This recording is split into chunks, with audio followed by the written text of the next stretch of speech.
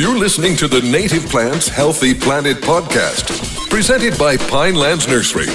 Here are your hosts, Fran Chismar and Tom Kinezic.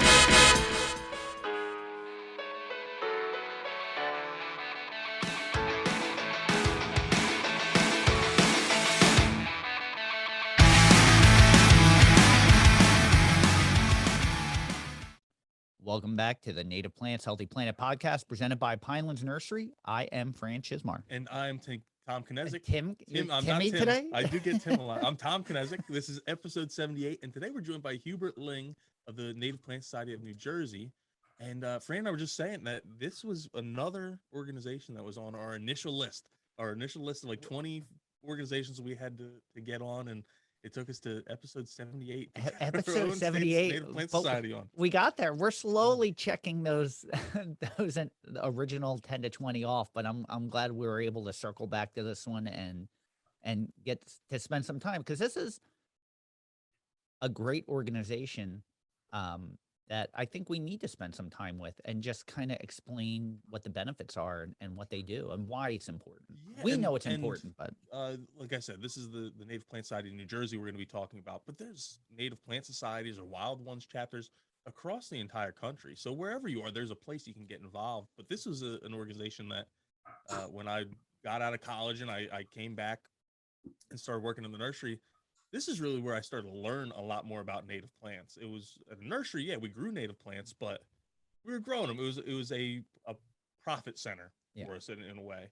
And then it was through a lot of folks I met through the Native Plant Society, like Hubert and Bob Swain and Kathy Salisbury, a lot of our old guests as well. It's a lot of passionate people. If you want a group of passionate people about native plants, you really can't beat it. Yeah.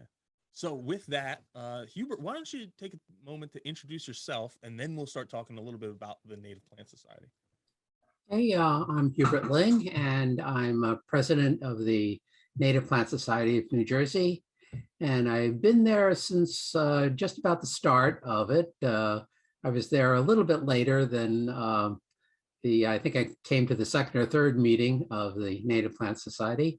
And I've been the horticulture chairperson for most of that time. All right. And if you don't mind me asking, when was the first New Jersey Native Plant Society meeting? Well, the first Native Plant Society meetings were in 1983. Wow. And we started in the Frelinghuysen Arboretum with Quentin Schleider. And we had quite a few people there. We had Bruce Hamilton of Rutgers, Bob Swain of the Dawson Corporation. It's been around for a long time. He was charter member. Bill Flemmer from Princeton Nurseries, Betty Knorr, who is a really great plant propagator. And there were a few others, and then I came along too. Wow. So the meeting starts before I guess we are talking about the history of it, but what prompted the organization of it? Was this like a chapter of a more of a national thing, or this was just like, hey, we're going to get together and we're passionate about this and we want to start an organization? Well, Native Plant Societies have been around for quite a while. Okay. And New Jersey did not have one, but Native Plant Societies started probably 20, 30 years earlier than that, or maybe longer, not exactly sure. But these people got together and they said, we ought to promote native plants.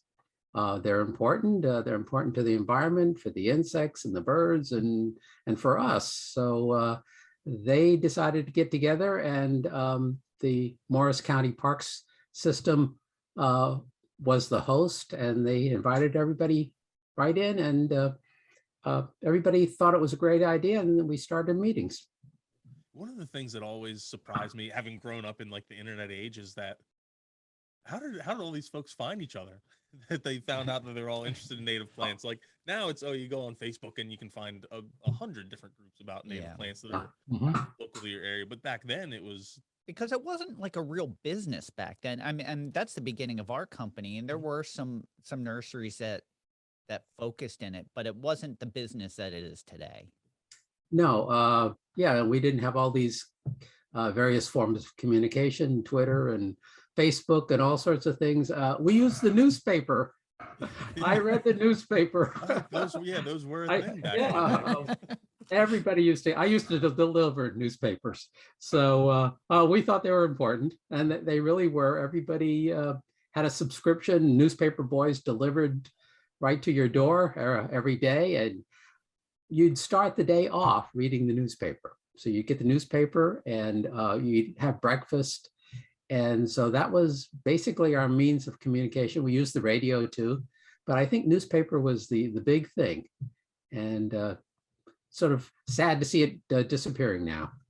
You know, I thought it was interesting to hear you mention William Flemmer. I worked at Princeton Nurseries for 9 years. Oh, you did? And, you know, for someone that had as many plant patents as Bill Flemmer did, he loved native plants. A good portion of our product mix were straight species native plants. He loved that product. And even though he had all these patents for varieties, mainly of native plants, you know, that was always a big staple of the nursery. So it's, you know, it was nice to hear like that name get thrown in, knowing the importance of native plants and wanting to be a member of that. Yeah, there were a lot of familiar names on that list. But so what brought you to the Native Plant Society, Hubert? Well, I had been interested in native plants since I was a young boy. And I had a native plant garden in Delaware when I lived there. I was at the University of Delaware, professor there. And I was looking around for a native plant society. Delaware did not have a native plant society. We had a couple other environmental groups, but no native plant society. And then we moved to New Jersey, and very shortly after that, I saw this ad in the newspaper that there was a native plant society forming, and they were looking for supporters, members. And I said, wow, there we go. I don't have to start my own. This is a lot easier than starting your own. So I joined right in. And how many initial members were there?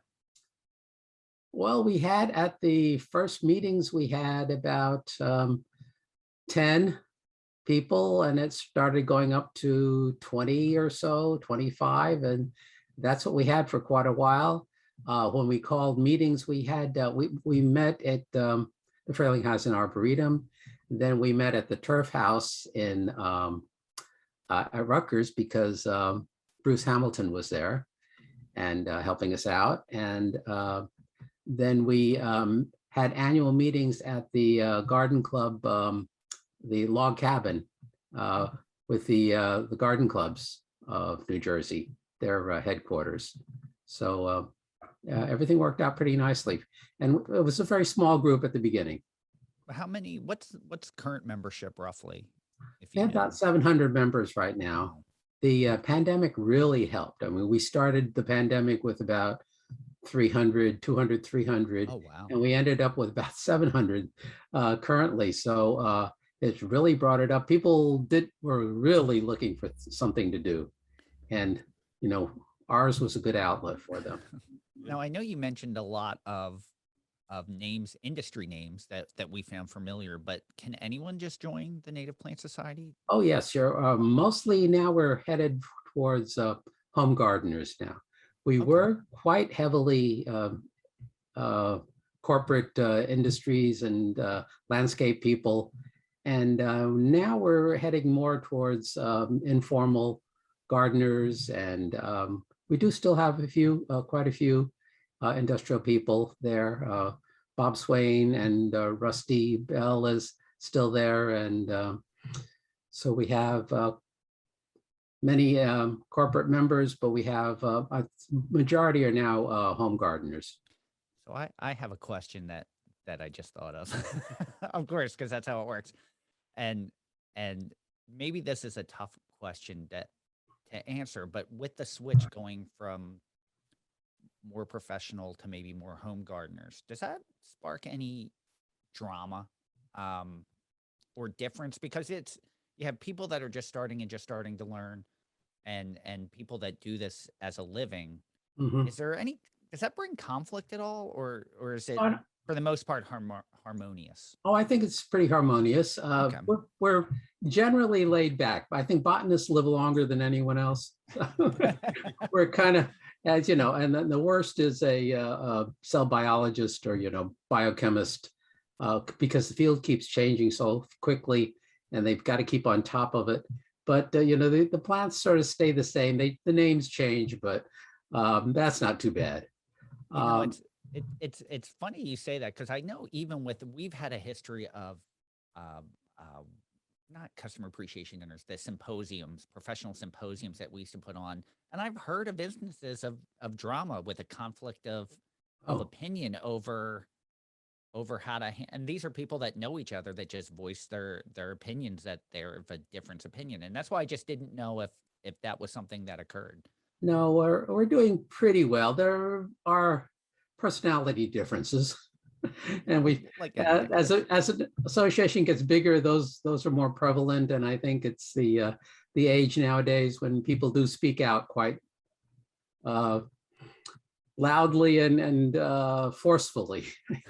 So we, with the more home gardeners, though, we do need, we've seen the need to sort of back up and not assume they know how to put a seed in the ground, So we're going to some of the basics, and it's been suggested by our chapter leaders that we, go down, really back up and start defining everything, the parts of the flower, the how you put seeds in, when you put seeds in, how you get the ground ready, and all that sort of stuff, the real basics.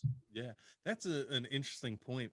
And I remember from a nursery business session that I was in, they were talking about a focus group they had on a plant label, and I had the instructions on how to plant the plant, and they're going through the instructions with this focus group, and it started out with dig a V-shaped hole, and that stumped everybody because they couldn't figure out how to make a V, like they were drawing a V on the ground, not a V going into the ground. And yeah, they said a lot of people couldn't get past step one because we assume, oh yeah, V-shaped hole, I'm digging a V into the ground, but a lot of people just couldn't. They didn't have that background knowledge that that's what you were supposed to do. It's a good practice not to assume, because we get it a lot on the podcast where we start talking about something and we'll get listener feedback saying, can you mention common names? A lot of times you're always in botanical names or things that we just take for granted because we're dealing with it every day. And even here at the nursery, being in sales, I get questions sometimes that I'm really shocked that I'm getting, because we're wholesale and I'm dealing with professionals. And sometimes I get questions that I'm like, really? Like, I just assumed if you're in this business, you would know that. So it's just a good practice, I think, for everyone. I mean, but we see like that personality conflict or that difference sometimes on social media. And I think in social media, people are even more apt to be vocal because there's no repercussion because they're not face to face with anyone, and that conflict, they can deflect it a little bit easier. But Yeah. your meetings, are you meeting in person at this point, or is it Um, still via Zoom? Some of the local chapters have just started meeting, and we do have, the masks are sort of encouraged. We've had a planting and a dig and a weeding session, and we encouraged masks if you're close to each other, and when you're picking up the food and that kind of thing. And they have had garden tours, plant exchanges. We had our seed exchange in person, but we're trying to keep it fairly as safe as we can. So we do have masks, and we suggest masks when you're picking up the seeds and when you're picking up your food and that kind of thing. And probably when you're taking a hike and everybody's all in, a single file there, wouldn't be a bad idea to have your mask on. And especially for older people, like us, that are really susceptible to it. I think it's probably a good idea. We try to keep the masks on most of the time. They're a real pain in the neck. Now, Hubert, you brought up the chapters a few times. So why don't we talk about the structure of the Native Plant Society? Because you have the big Native Plant Society in New Jersey, but there's all these different chapters. Can you go into that a little bit? Okay, sure. We have 9 chapters, 9 active chapters. And the great thing about chapters is that people don't want to drive more than about half an hour. So if you want to water somebody's garden or do weeding or watering. You don't want the garden more than about 30 minutes away from you, because then you're spending all your time driving. Yeah. And with traffic and everything, it can be a real pain. So you need chapters, local chapters, so that you don't have to go too far. I mean, it could take you an hour and a half, 2 hours, or in rush hour, it could take you 4 hours to get anywhere in New Jersey. So we need the locations of where you're going to work, where you're going to go to a meeting, where you're going to meet all your friends, fairly close. So chapters allows us to really expand. So with 9 chapters, there's one that's not more than half an hour away from you, maybe 45 minutes at the most, away from anybody in New Jersey. So that really helps. It builds up the membership. It builds up a core of people that are used to working together, and they can become friends. And that helps a lot to cement the leadership of a chapter. So we have, for many years, we didn't have any chapters. When we first start off, you don't have any chapters. And then gradually we got a couple people came forward and said, well, we like what you're doing and we would like to start a local chapter. So we had 2 chapters then, one in Highland Park and one in the one that we called the North Chapter, because it was northern, as far as the state is concerned, at least it was sort of north central.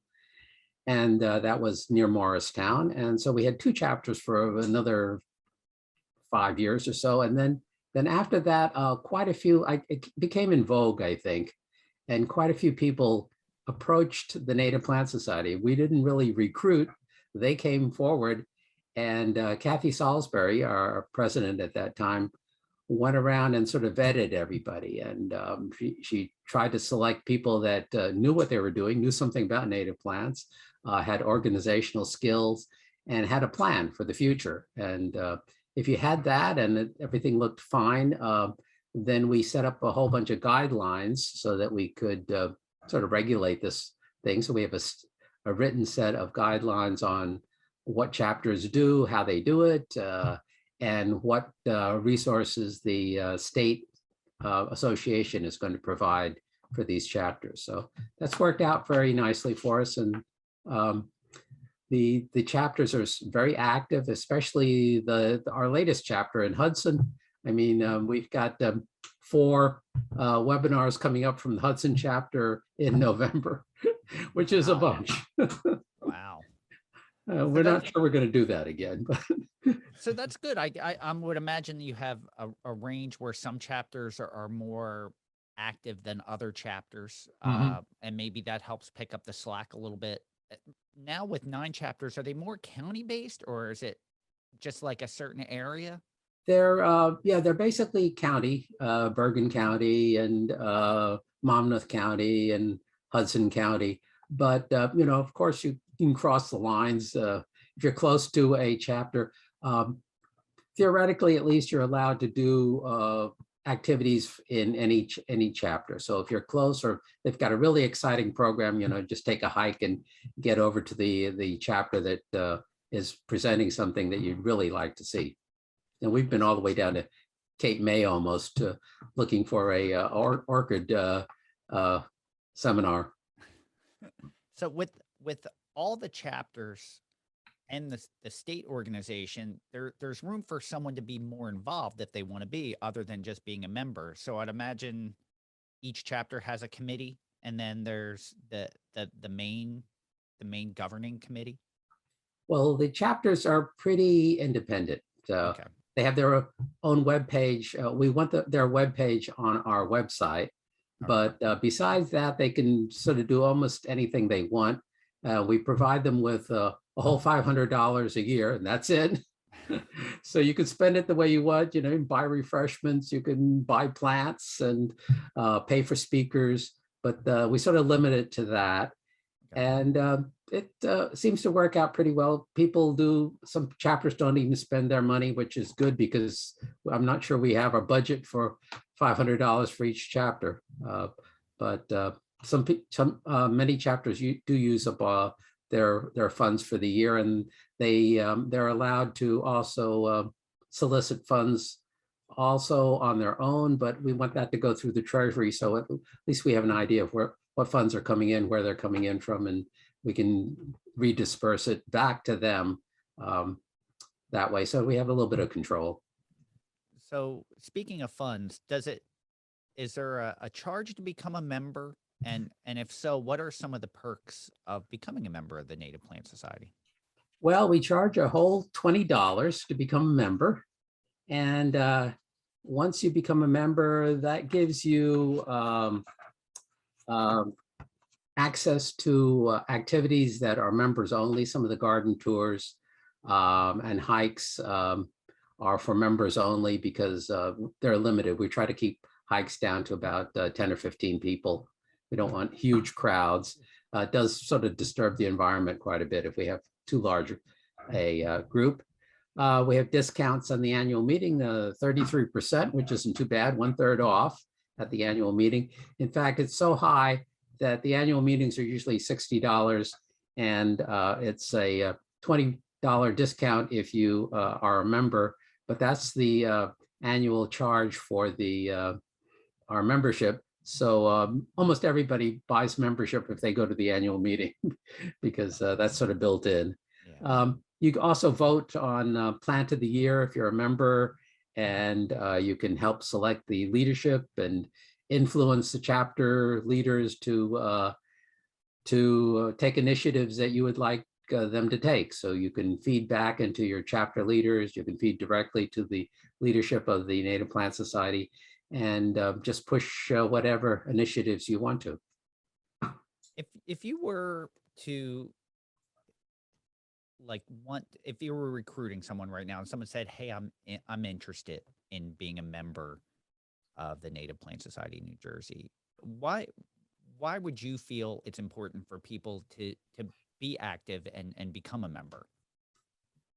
Well, if you really are interested in preserving native plants and contributing to the environment that way, you can do a lot more if you have numbers. There are a lot of different areas that you cannot handle on your own.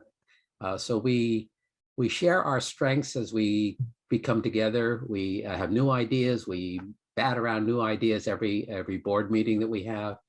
And if you have a lot of people doing that, you can, with their experience that they have, first of all, they can let us know what problems there are.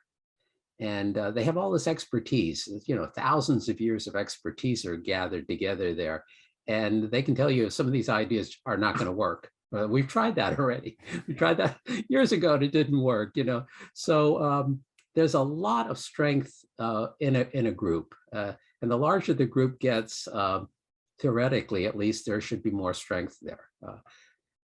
So I think a large group really helps direct you, to give you real direction in areas that you can really do something and practically. I think with some of the names that you threw out when we first started about early members or people that are members, if you're a beginner gardener, you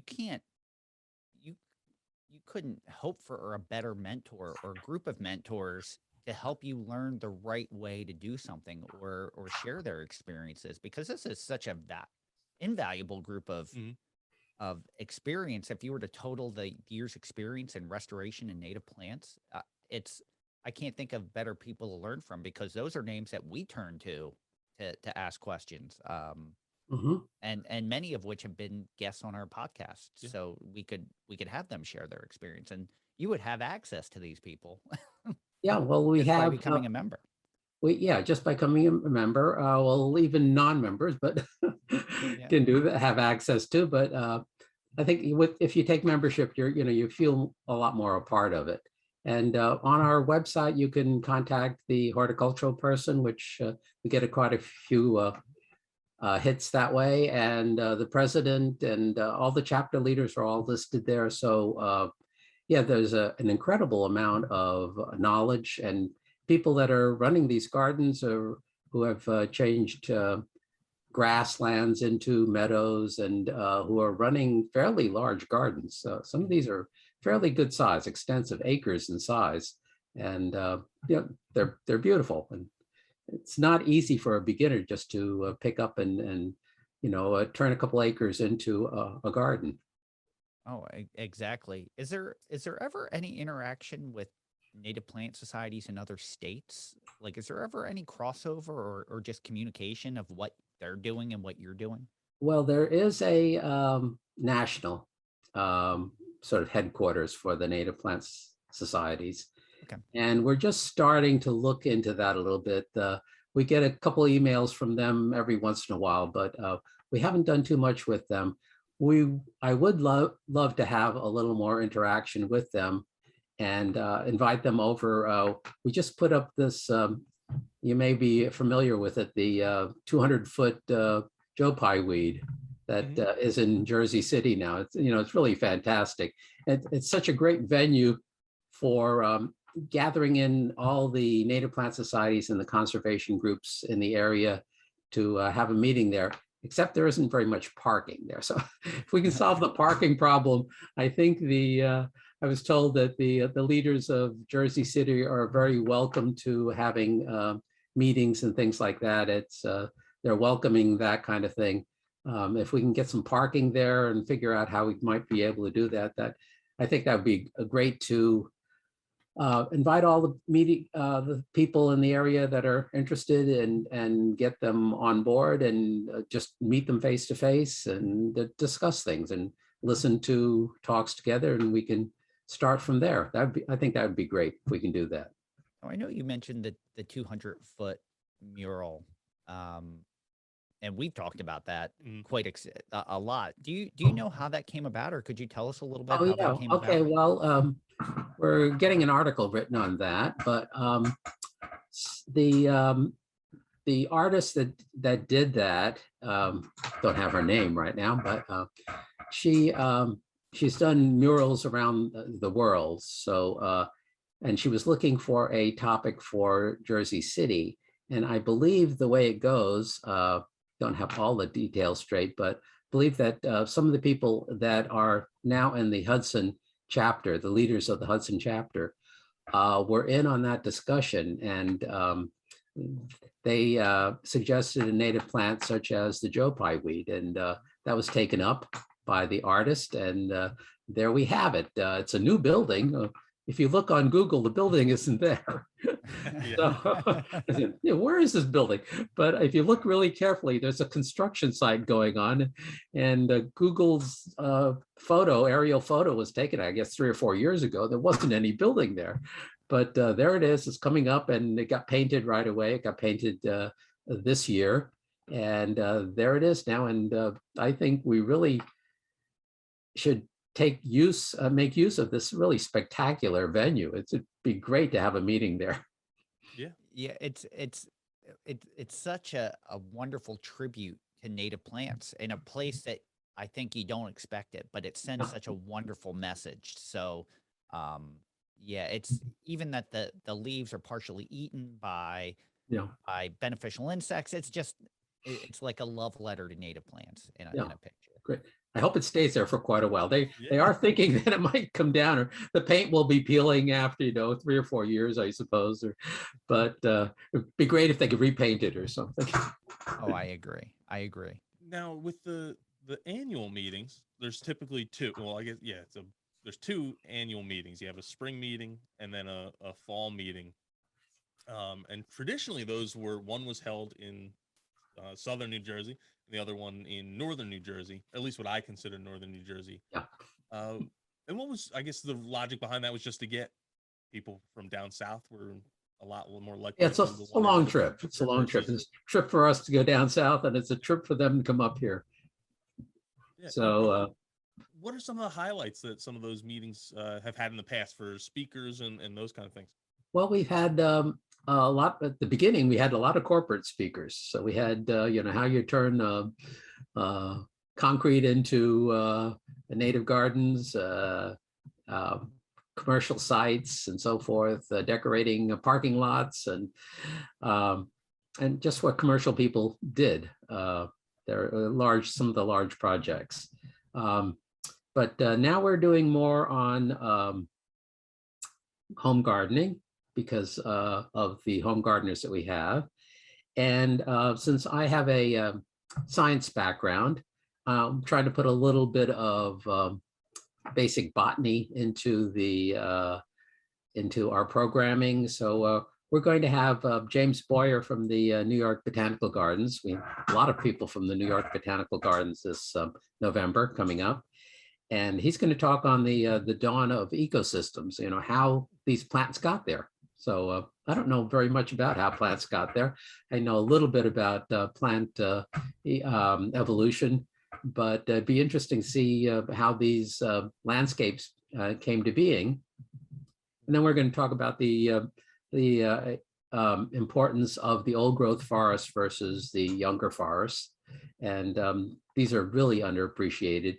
And there's so few tracts of old forest, really mature forest. We have so few, and we're cutting those down in New Jersey. So I can't see how that should be done. So we have John Maloof of the Old Growth Forest Network speaking to us. And then we have a couple of basic plant ID programs coming in November on identifying native plants, and another basic talk on converting your front lawn into a native plant habitat. Those are all fantastic topics. Yeah, and now that conference is coming up.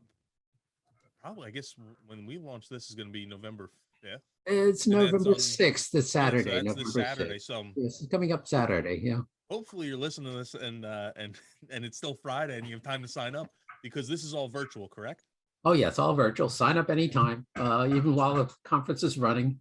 Yeah. And we hope we'll have a great program for you. I know we'll have a great program for you, and you get something out of it. And you can also suggest leaders for the native plant site. You can volunteer to be the president and vice president and Tom, anything else.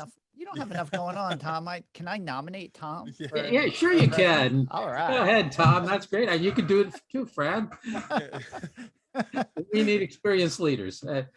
Time is it's funny you mentioned that you could sign up during the conference, because I don't remember if it was last fall's conference or this spring's conference that was also virtual. And I actually did that because I forgot it was going on, and I was like, that conference has to be coming up soon. And I checked the website and I just found out, oh, it started like an hour ago. So I actually signed up and I watched.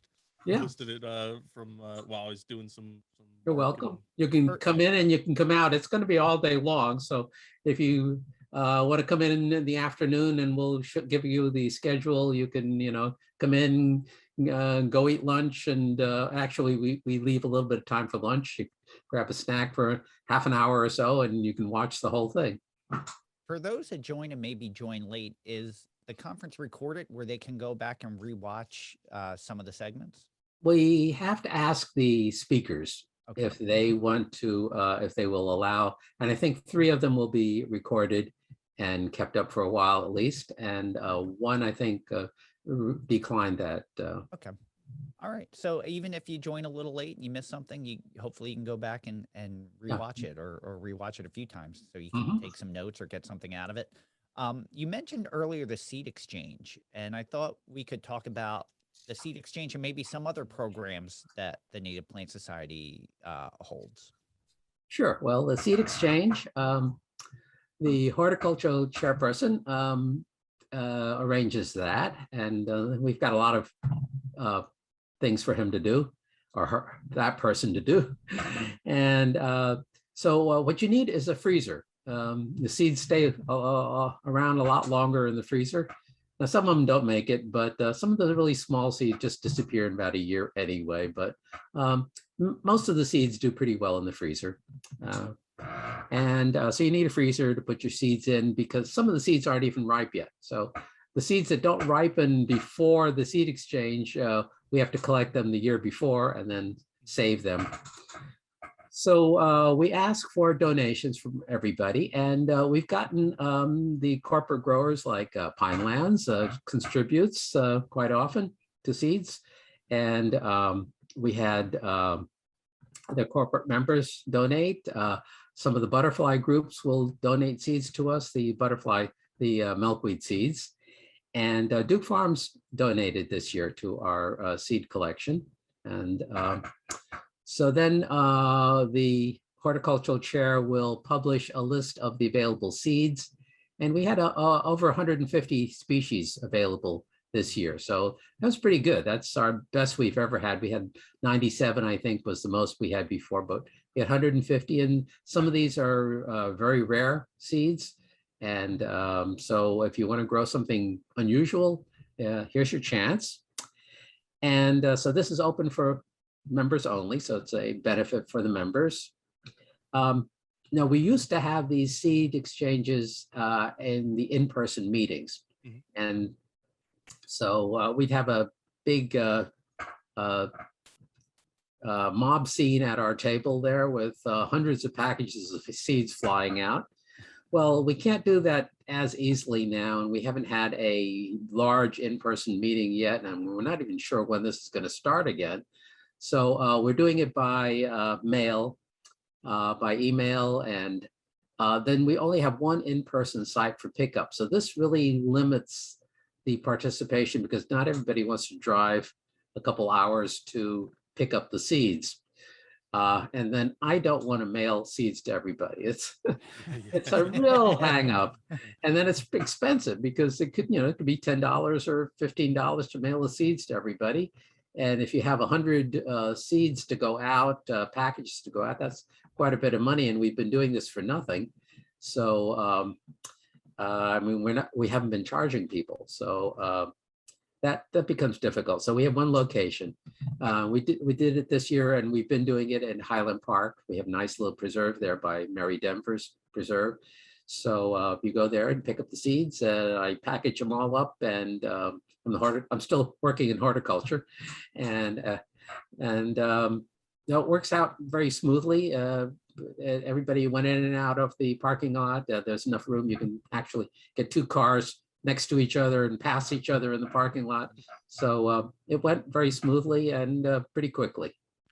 That is a wonderful program. The biggest complaint we hear a lot from our listeners are just a lack of availability of native plants. And mm-hmm. so many have started growing from seed and wanting to learn how to collect seed and grow from seed. And they're even exchanging seed on their own. What a wonderful program for those that are interested in native plants that you can get the expertise on how to handle the seed and get your hands on seed that you maybe can't locate plants or seed elsewhere for. Yeah, that was always one of my favorite parts of the in-person conferences. And I never took anything. We just always gave stuff. But was just walking by the table because you said it was like a flurry of just little envelopes and stuff. But I always like to just browse and see everything that was there because there was things I'd never even heard of before that were just little tiny packets that someone had left so that other people could take some if they wanted. Mm-hmm. And for those listening, if you didn't garner this, that Hubert is the horticulturalist that sets up the seed exchange too. So I can tell it's a lot of work because, like you said, there's 100 different species, or this year is 150. That's a lot just to keep track of, especially when it's a little tiny envelope of this and a little bit bigger envelope of another one. But it's good you got a lot of interest in people wanting to come and trade some seeds. Yeah. Well, yeah, the great thing about it is I come from a rather impoverished background. At least we didn't have very much expendable cash around. And you can grow millions of seedlings and millions of plants, and it doesn't cost you anything. I mean, it's a little bit of labor and soil, which is pretty cheap. And there you go. You've got plants, little seedlings coming up all over. And I think it's the greatest feeling, just watching these little seedlings come up and say, gee, look how much money I could get off of these. These are $10 each. I've got 10,000 seedlings here. This is quite a bit of money here, potentially. I mean, it's an infinite amount. That's a wonderful program. What other types of programs is it? Are there other things like that? Is it more speaker oriented, or I heard you mention hikes that are member only hikes? Well, we have quite a few different kinds of activities. We have We have hikes, we have garden tours. The hikes are slowing down a little bit because, the pandemic, and various groups have hikes, or some of them are suggesting self-guiding hikes. Okay, here's a nice park. Why don't you go to this park right now, because things are out now and you can try this trail and park here. And there's some beautiful parks and some really with a lot of rare stuff.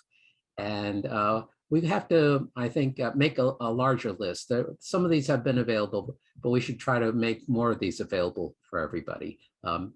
Recommended hikes and things. So that's another thing we could be doing. We have the plant exchanges, we have hikes, we have plant sales, and these can be done by the local chapters, which is probably better, and they have been doing them because you don't have to travel so far. So there's quite a few activities, and our webinar committee, of course, is very active. And we also have an art committee now. So we have a resident artist, and that gives us signs and banners, and we have a shop with all sorts of things in there, t-shirts, tote bags, folding stools, all sorts of products that they will ship out because it's a real pain to ship. And of course, it costs you a lot more money when you do that. But when we open up the in-person meetings again, then we can distribute some of these materials without the shipping costs, which are considerable. If you want one mug or something, costs more for the shipping than it does for the mug. Yeah, I can imagine. And we actually have some of those mugs here. I'm looking around. I see it. I was gonna say I know where mine is, and it's not in here. I just switched my mug out. All right. Tom has it. Yeah, we have the Lily. I was gonna say it was on my desk. But okay, if you're watching, you there's a Pine Barrens gentian. Yes, it's a Pine Barrens gentian. That was done by Vicky Katzman, our artist, did that, and it's unique. I mean, this is the only place in the world you can get that mug. Yeah, and it's beautiful. We were very fortunate. That was our gift for speaking at a Native Plant Society in New Jersey. Conference. So we were very ecstatic to receive that. We should give out some more of those. What are, now that you have all these resources, all these great programs, I'm assuming that members and non-members can find them on your website. What are some of the resources that people can find on the Native Plant Society of New Jersey website? Well, we have a crammed, old-fashioned welcome page. A lot of the welcome pages now have a big photograph and then little drop-down boxes here and there. Well, we have crammed information. You just scroll down the web page. We have the drop-down boxes, and we have a small picture, but we've got everything else there. Almost everything is listed right on the front page, so you just scroll down and find it. We like it. Maybe it's an old-fashioned page. Most it's other nice groups because there's no searching. It's yes. no trying. It's all there. It's almost all there. Well, you can find out about native plants on our website. A list of which plant to plant where, sources for plants like Pinelands. We have all the events. You can click right on the events, or you can click on the events drop down slot. How to become a member, legislation. We just started up the legislation committee, and we have 2 people on that, and really active people, and they're looking at all the legislation, and you'd kind of be amazed. There are dozens of native plant bills in our legislature, or they're looking at it or thinking of looking at it. And there's about, half a dozen or so that are coming up this year. So that's important. We ought to have a voice in that. That's really fantastic to hear, because that's one of the things I really advocate for a lot is through even just municipal government, not even county or state level government. You can get a lot accomplished with advancing native plants, and there's a lot of this native plant legislation, like you mentioned, happening in New Jersey right now that I don't know where the suggestion came from, because it wasn't from us. No, I don't think it was from the Native Plant Society, but it's kind of happening on its own, and which is nice to see. But the Native Plant Society should have a voice in how that is, because many of you are the experts when it comes to native plants, especially in the state of New Jersey. Yeah, and we don't have too many botanists. I'm an old-fashioned botanist, and I think I have a bigger perspective on, where it came from and where it's going.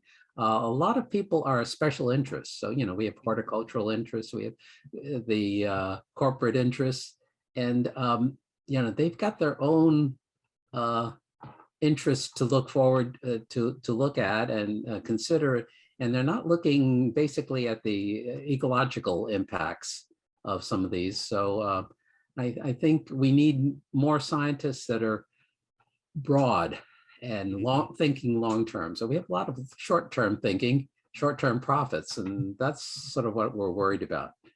These interests are really quite strong in New Jersey, and so we're looking at the forest interest, and they keep saying, well, we're not making much money on this, but I think they're making quite a bit of money. I do woodworking, and wood is between $5 and $15 a board foot, and one tree's got 40,000 board feet. That's a considerable amount of money as far as I'm concerned. Have you ever had any government representatives reach out to the Native Plant Society for information? I don't think so. Not Okay. recently. Just Uh, curious. we haven't had a very big footprint in the state. We're trying to develop that with our legislative committee, and one person actually works there in Trenton.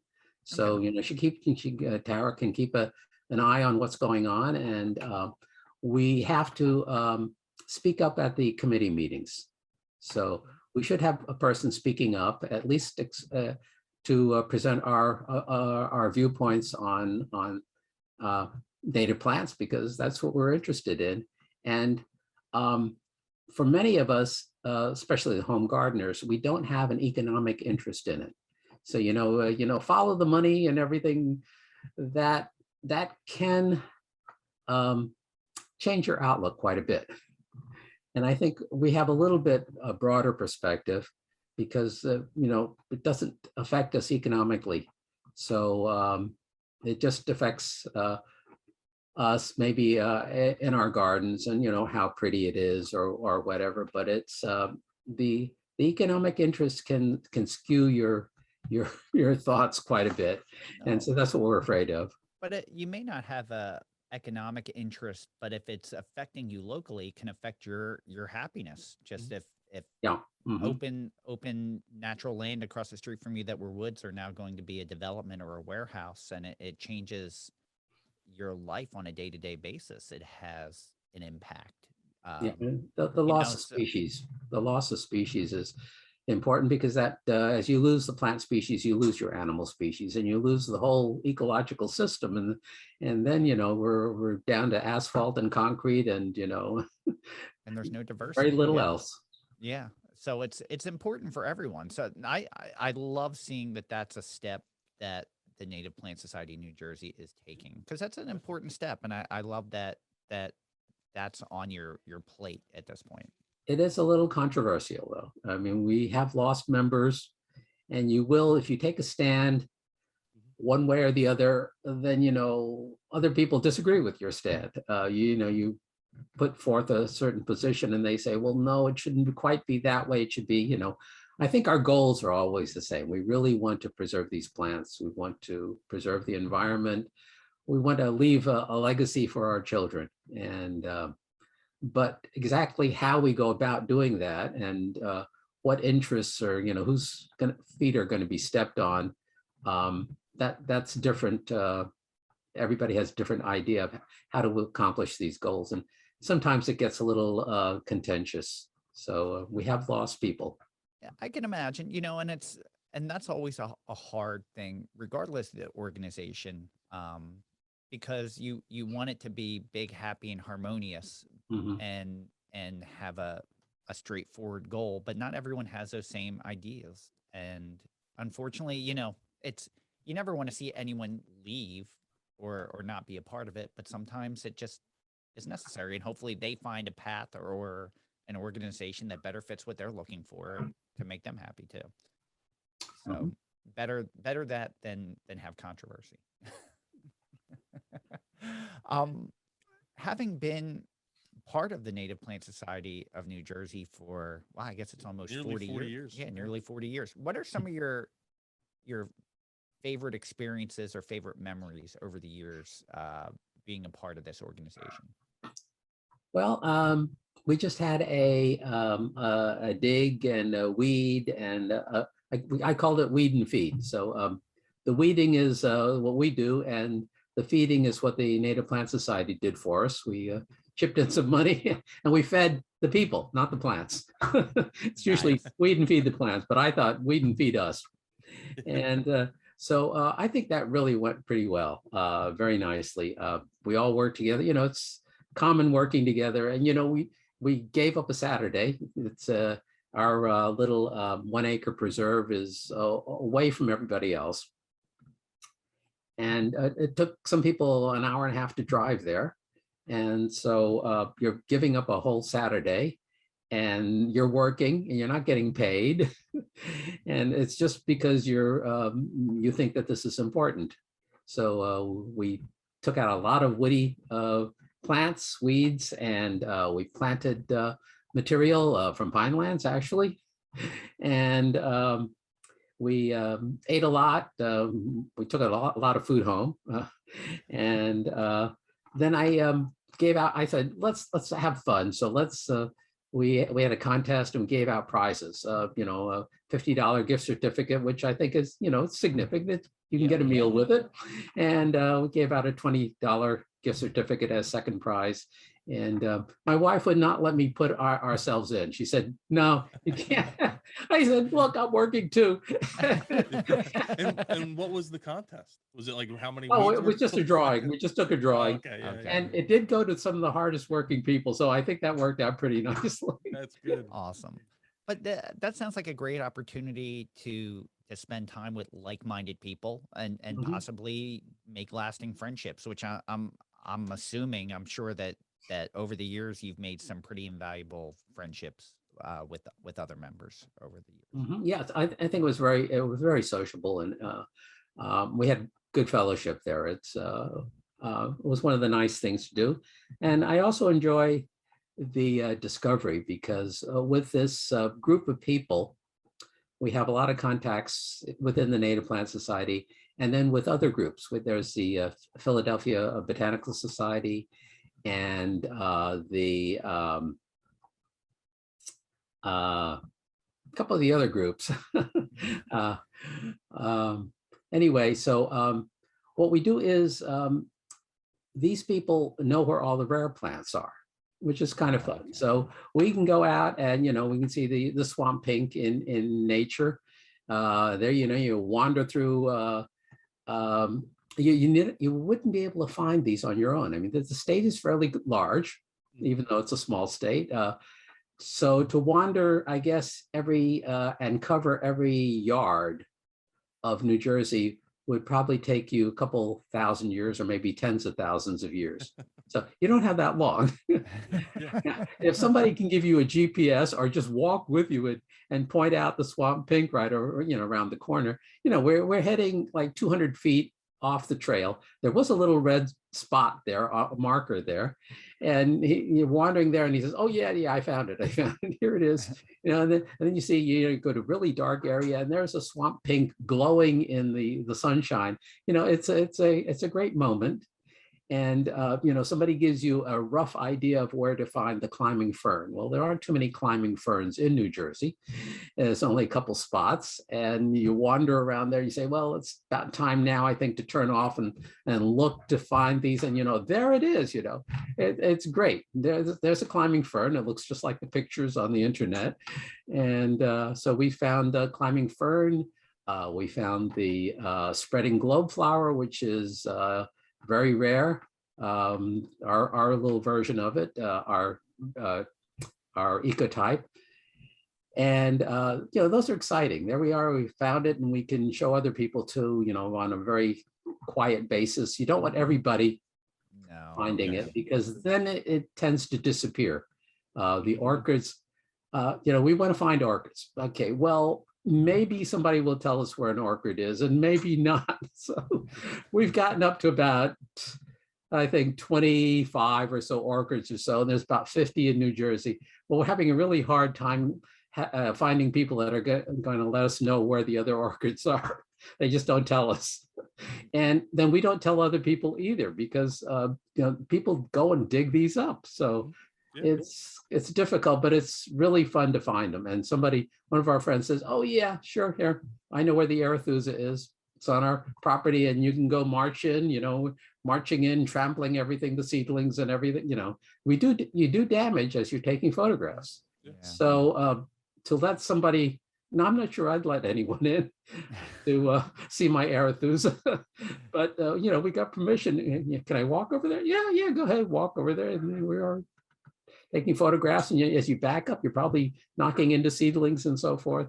But it's really fun to see a rare plant that nobody else has seen. Or very few people have seen.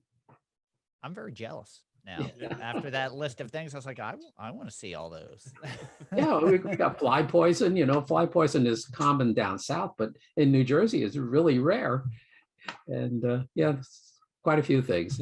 We're going to have some hikes on common things. So, like Royal Begonia, which is not terribly common, and the dwarf jinx and things like that, which are, a little harder to find. But those are all awesome things. I'm really excited just hearing about those, because those are all things I would want to be a part of.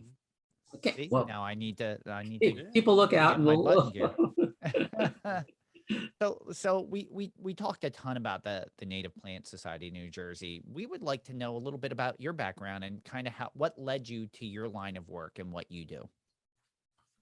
Well, as I mentioned, we didn't have much of a budget, a spending budget when I was young. In fact, it was kind of close to zero. And your things are, your activities are limited.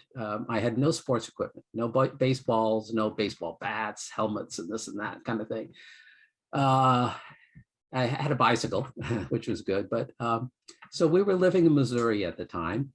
And there's a cow pasture in the backyard. So I could walk along the cow pasture, you sneak under the fence and walk along the cow pasture. And there were native plants there. I think it was probably a spring beauty. It's been, like 70 some years. So I'm not exactly sure what plants were out there, but there were some interesting plants there. And then we moved to Brooklyn, and, no plants around. We're in the concrete jungle. But I had grapefruit seeds. The grapefruit seeds, if the old grapefruits before, they kept them in good storage, started sprouting. So the seeds would sprout inside the grapefruit. You don't see that anymore, but they used to store them just at room temperature, and the grapefruits would start sprouting inside the grapefruit. I say, hey, what's this? Popped it in the ground, and now came a grapefruit tree. It never bloomed because it was always a dwarf tree, and it's got to get up to like 14 feet before it starts blooming or so. But I grew them, and it didn't cost much. I got some dirt off of vacant lots. I stole the dirt, planted them, and then pots are pretty cheap. And so I started growing plants, and then I started growing native plants after I went to camp. Actually, I went to camp, nature camp, and that was free. I took a test. This was a free nature camp in New York City for New York City impoverished people like me. And you had to take a test and pass it. So I passed the test because I was interested in plants, and I kept up a little bit of knowledge on, photosynthesis and what is a plant and that kind of thing.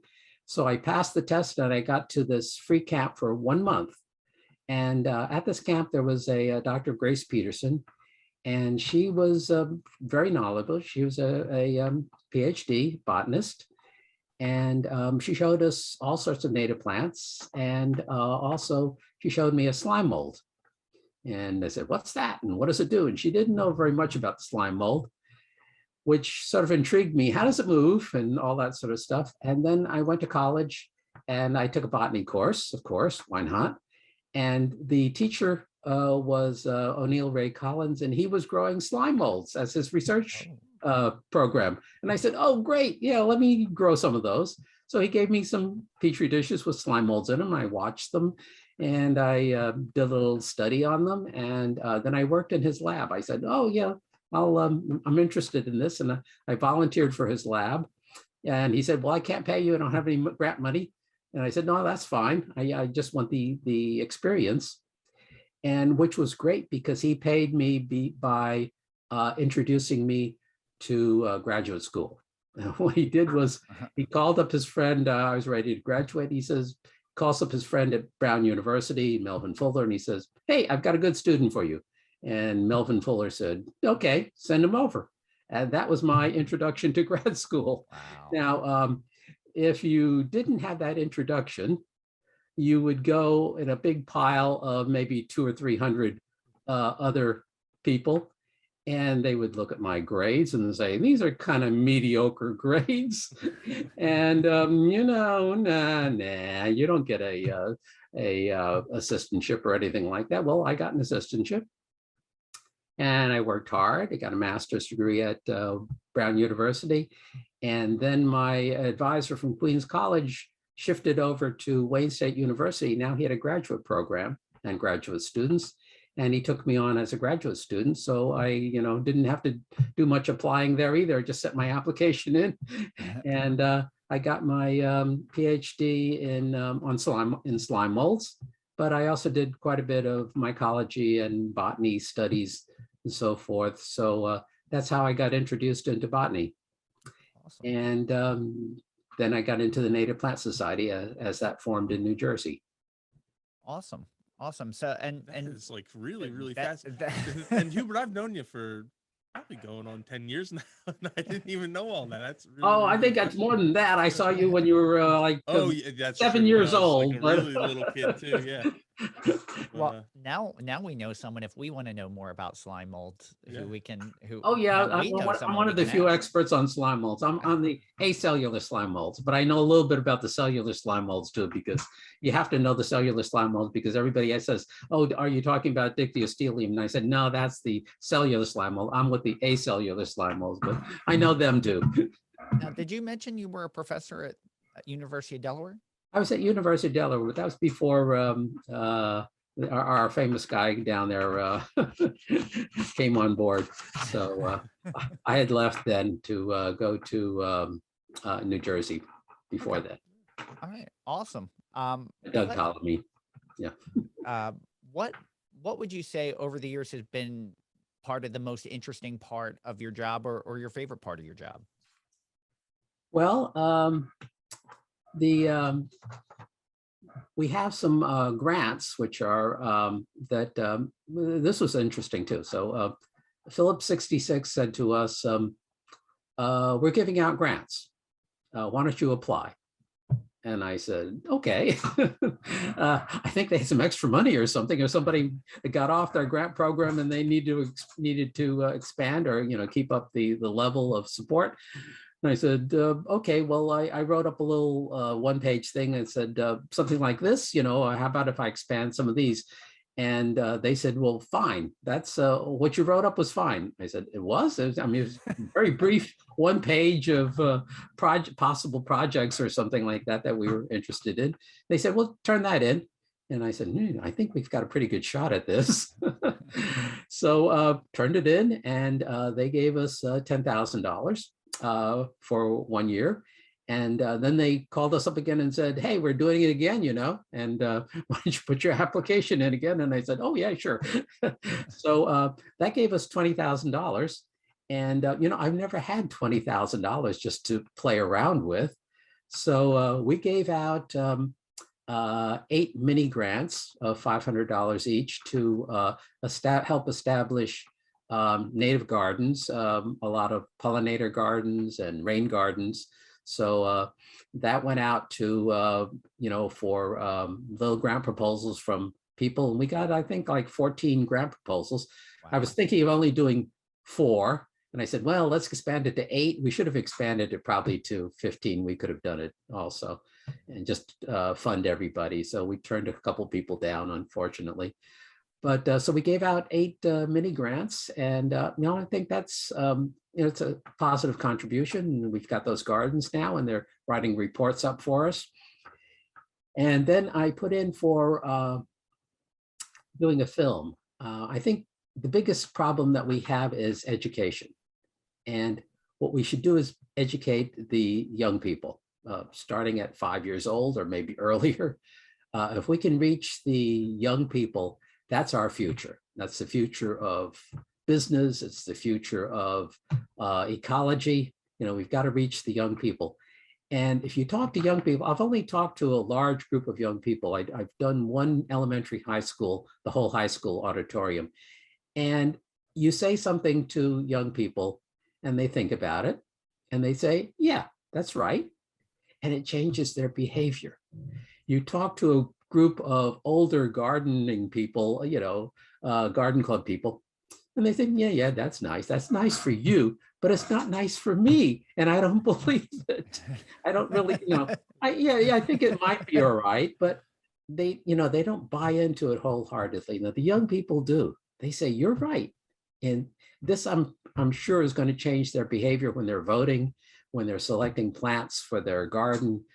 Just their whole outlook on life changes when they're young. So I put in for doing a film using young people. Of course, the pandemic came in, and it's a little hard to get access to kids now, but hopefully with this vaccine for children, we can go ahead with that program. It's pushed back a couple of years, but I want to start buying the equipment, getting the cameras, the microphones, the parabolic reflectors, and I've got the money for it. I really just ought to spend it. So if I can get myself going here, I'm going to go spend a whole bunch of money.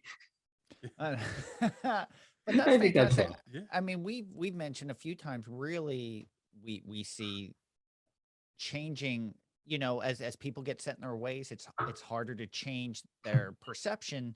But if you can reach the younger generation early on and change their perception from the get-go, then it's just going to pay greater dividends. We've got to get through to the school boards. And I think we have one program in Belmead, and that's Arbor Day. So at least they're getting a little bit of botany there. And so I've given out, I've presented 2, I guess, programs on Arbor Day, 2 or 3, don't remember, on Arbor Day, and the importance of plants and so forth, trees, and change in the climate, the microclimates, and the just the importance of wood and habitat for birds and squirrels and everybody else that depends on trees. But we should have programs, ecological programs like this, maybe at 3rd grade or maybe earlier, for the school systems. And we've got the expertise. It wouldn't take much for any of us to make a half-hour program, 1-hour program, in the assemblies that they have. And I think most of the science teachers don't know an awful lot about why plants are important. Now we do. We should share this knowledge, and I think it's important for the environment. It's important for society that we know what's going on out there. The botany departments in the country, there's only about a dozen botany departments in the United States.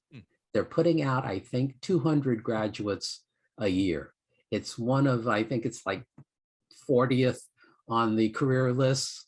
Wow. And there's a lot of ag schools. There's quite a few of those, but that's applied botany. I think we need some pure botany too. We should have a balance of pure botany and applied botany. And we don't. There's almost no pure botany degrees left anymore in the United States. So so we've got to educate the people in sort of more basics of what's going on, and what are the plants doing out there.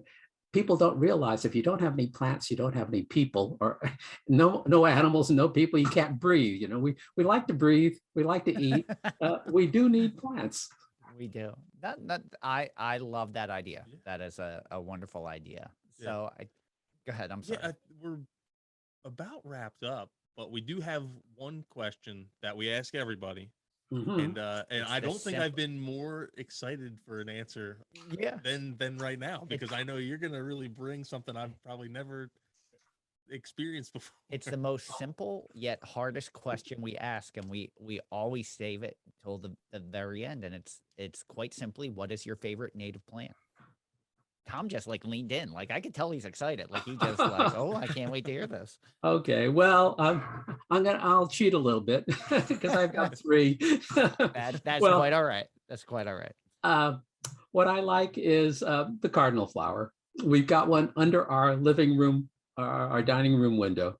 So we watch it every day when it's blooming. It's not doing too well right now, but it's down to the basil rosette now. But you know, the hummingbirds come by. So if you've got 4 or 5 cardinal flowers, the hummingbirds are going to find it.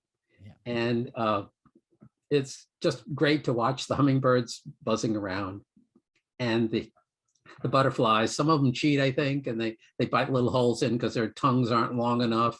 But you know, it's great watching the hummingbirds there. So and my wife did a little write up on our website on how the pollination occurs in the cardinal flower. And the cardinal flower doesn't just sort of release pollen, it pushes it out. The pollen is released inside the cardinal flower, and a little plunger comes up. That's the pistil, and the pistil's not active at this time. It pushes the pollen up through the pollen tube. It releases the pollen in sticky globs for the insects. And then the stigma becomes receptive after that. So you don't see pollen going all over the place. And you know, I think this is a really weird mechanism here. And so I think it's a really interesting plant. And then I like the strawberry bush because it's just got such wild colors. It's and we had strawberry bush growing in Delaware behind on our property. I saved our property. They were going to mow everything. The bulldozers were back there pushing, it was straightening out. You know, that's what you do when you put up a development, you straighten out the yard. Well, that means you remove all the native plant cover. And I said, wait, don't mow it down, just leave it. I like these puddles here. It's okay, don't worry about it. So I stopped the bulldozer actually right in my backyard. And we had these strawberry bush there. So it's the color is fantastic. And if you leave the berries there, then the migrating birds, most birds don't like it very much, but then as they migrate and certain ones come through, they'll eat them all up at the same time. So that's it's a really fantastic plant. And then I like the flowering strawberry, flowering raspberry, because I saw it first at Northrop Camp, where I sort of first fell in love with native plants. And it's got such a beautiful color. And I think our flowering strawberry raspberry is much prettier than the West Coast one, which is kind of white and pale pink. And ours it can be a beautiful deep color. So those are my plants. Yeah, Those are wonderful choices. Tom, were you satisfied? I was, because of I'm trying to find that article on Cardinal Flower now. Oh, Millie has that on the on the website. God, yeah, I'll have to look that Wrote up, it up, because yeah. that's something I've always, I guess I noticed a lot of the bees would chew holes in the bottom to get the nectar out. Yeah. But I didn't know that about how the pistil would push the pollen up, and then That's kind of strange, isn't it? Yeah, that's very different from a lot of other things. Yeah. So that was very interesting. We'll have to look that up. Maybe we can add that to our show notes on the website. Yeah, that yeah. article. You just ask Millie; she's all read up on it. Awesome.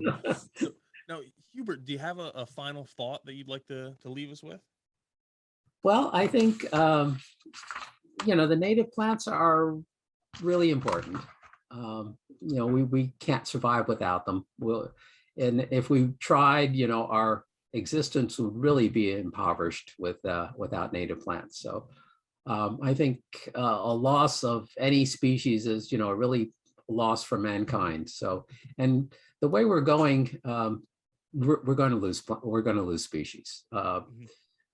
So hopefully we can hold this to a minimum and maybe reintroduce things from other states which of course our DEP does not like us to do. They don't want us to bring anything else in, but they're going to come in anyway. They're coming in from the South. I think we should look at Maryland and Virginia and Delaware because, and call those native because they're going to come up north anyway. Plants are marching north. And so I think we should adjust to that, expand our definition of native plants and really encourage what's happening naturally or maybe unnaturally, but it's going to happen anyway. We also have to accept the invasives. I mean, they are here. Unless we were to put a bounty of $1 on every garlic mustard or something, or they're gonna be here. So we're gonna have to live with them, and we're going to have to create environments that encourage native plants, but don't exclude the invasives because there's not much we can do about them. So the landscape is changing, and I think we should be active in producing as viable and as rich an environment as we can pass along to our grandchildren. That is a wonderful final thought. Tom, would you like me to go, or would you like to go? Fern, you can go first this time. I feel like I'd go first. Mine's pretty simple. When I think of the Native Plant Society, I think of a lot of the stories that Don and Suzanne Knezik have talked about, and the friendships that they've made throughout the years. And even though it's serving a lot of very important purposes, I think one thing that we overlook is the camaraderie you get by joining together for some of these purposes. And we kind of push people towards all these organizations, but this is one that's particularly local with people that have the same interests. And it's always nice to be able to share that with someone and have friends. None of my friends really have an interest in plants or native plants. So if you want that camaraderie with other people, this is an opportunity where you can make friends and be a part of something and do something that you love and be able to share that experience. Because I'm sure Agatha would love for me to stop telling her all the native plant facts that I know. I'm sure she likes it, but I'm sure, if you're looking for other like-minded people, this is a great organization to be a part of where you can do great things and meet other great people.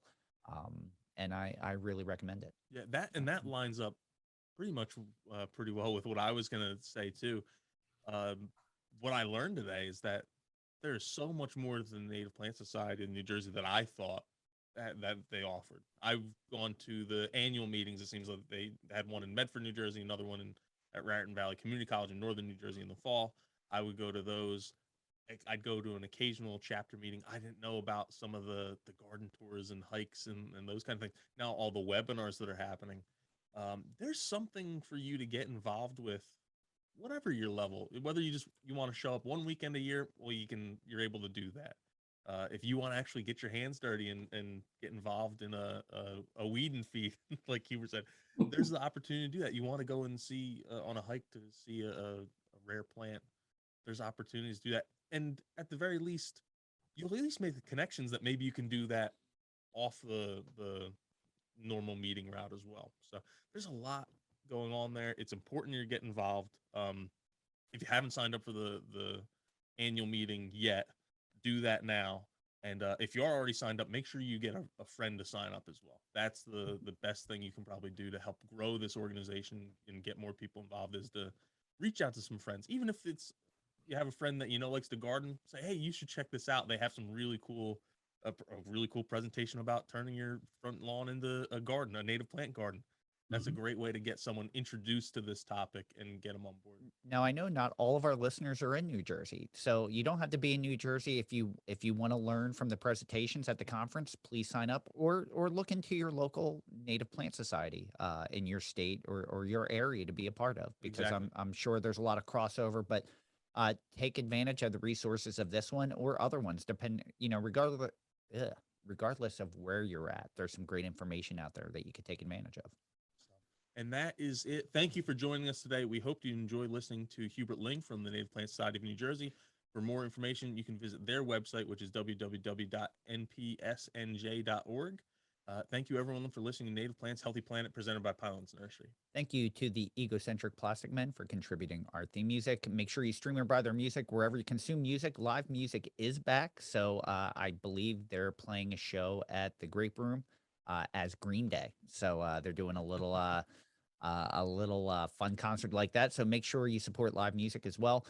You can follow us on Twitter at Pineland Nursery, Facebook at Pinelands Nursery NJ, Instagram at Pinelands Nursery, and YouTube at Pinelands Nursery as well. We have the question and answer line. It's been a little quiet, but we did get a call for Tom last week as the bird lady, and I have a surprise call for Tom for next week, actually. All the phone calls are for Tom. So you can call that number at 215-346-6189. You can ask a question or leave a comment. When we play your question or comment on the next episode of The Buzz, we'll answer it to the best of our knowledge, or we'll phone a friend to get an answer for you. And let's not forget the Native Plants Healthy Planet Facebook group. You've all been really active. Again, it keeps growing. Every time I look, I'm surprised at how many new members, and the conversations have been great. Thank you, everyone, for sharing all your wonderful activities. And we'll keep the conversation going over there.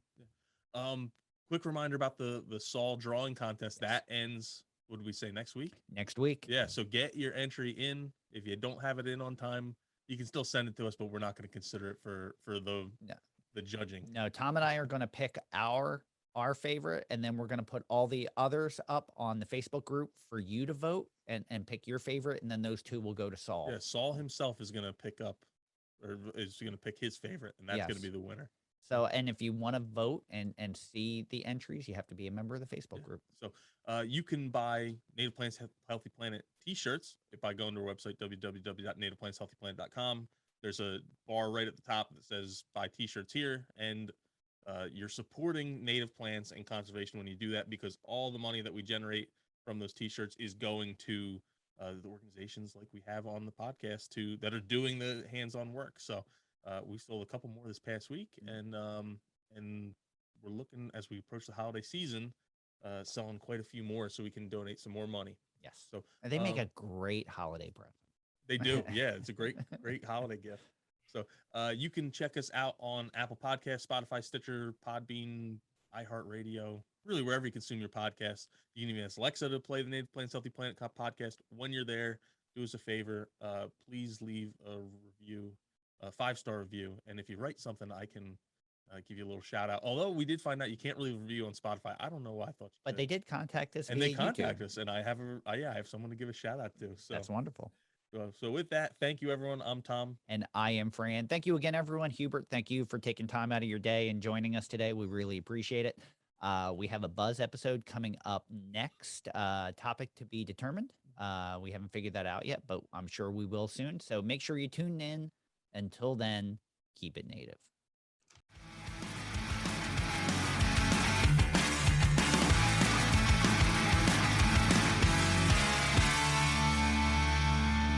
Thank you for listening to the Native Plants Healthy Planet podcast, presented by Pinelands Nursery. Remember to like, share, follow, and comment.